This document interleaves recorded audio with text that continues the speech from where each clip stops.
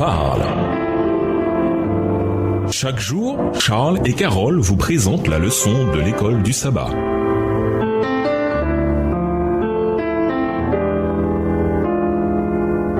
Bienvenue à votre émission Dieu nous parle. Voilà la leçon de lundi, le besoin de justice. Jean 16, verset 8 déclare que le Saint-Esprit convaincra le monde non seulement de péché, mais aussi de justice. Autrement dit, le monde qui ne sait pas ce qu'est véritablement le péché ne sait pas non plus ce qu'est la véritable justice. Les personnes qui ne sont pas converties s'imaginent qu'une moralité extérieure suffit. Elles ne souhaitent pas la justice de Dieu, mais leur propre justice. Elles veulent une justice qui vient de leurs actes extérieurs, comme l'obéissance à la loi de Dieu. Mais nos actes d'obéissance à la loi ne pourront jamais nous justifier devant Dieu. Dans Ésaïe 64, verset 5, le prophète décrit toutes les bonnes actions des gens de son époque comme un vêtement souillé. Même cette justice motivée par la religiosité est en fait le contraire. L'iniquité pure et simple. Mais la justice de Jésus est suffisante pour nous. Elle remplit toutes les exigences de la loi de Dieu. Et nous pouvons la réclamer pour nous-mêmes par la foi en Jésus-Christ seul. Lisons Romains 5, verset 10 et Hébreux 4, les versets 15 et 16. En quoi notre justice est-elle liée au ministère vivant de Christ dans la présence du Père au ciel ?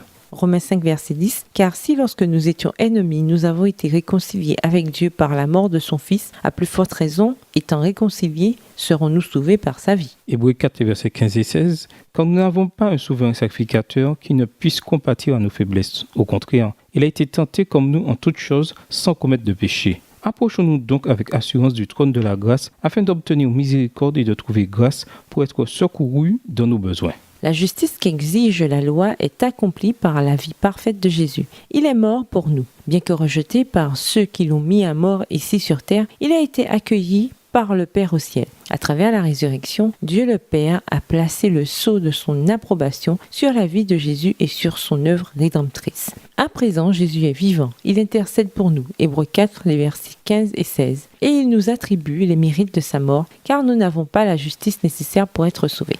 Ainsi, nous pouvons vivre car il vit en nous. Je suis crucifié avec le Christ. Ce n'est plus moi qui vis, c'est le Christ qui vit en moi. Ma vie présente dans la chair, je la vis dans la foi du Fils de Dieu qui m'a aimé et qui s'est livré lui-même pour moi. Galates 2, verset 20.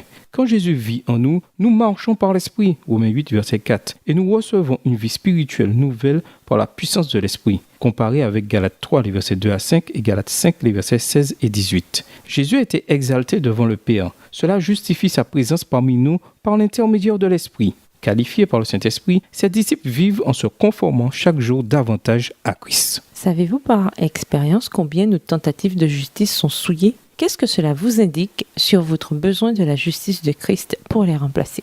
Et nous vous laissons cette question de réflexion dans notre ministère. Comment pouvons-nous travailler avec le Saint-Esprit pour préparer nos semblables à recevoir Jésus ? Au revoir. Et à demain si Dieu veut. Dieu nous parle. Chaque jour, Charles et Carole vous présentent la leçon de l'école du sabbat.